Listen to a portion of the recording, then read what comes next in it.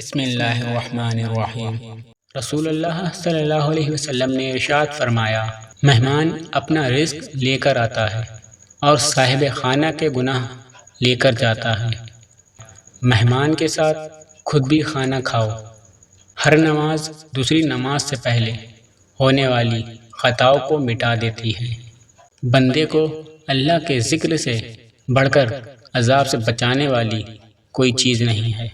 سلام میں پہلے کرنے والا شخص اللہ کا سب سے زیادہ قریب ہے۔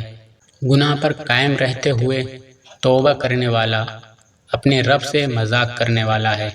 ہمیشہ پاک و صاف رہا کرو، رزق میں برکت ہوگی۔ اگر جھک جانے یعنی عاجزی اختیار کرنے سے تمہاری عزت گھٹ جائے تو قیامت کے دن مجھ سے لے لینا۔ 3 آدمیوں کی دعائیں رد نہیں کی جاتی۔ نمبر 1 عادل حکمران کی، نمبر 2 مظلوم کی، نمبر 3 روزے دار کی۔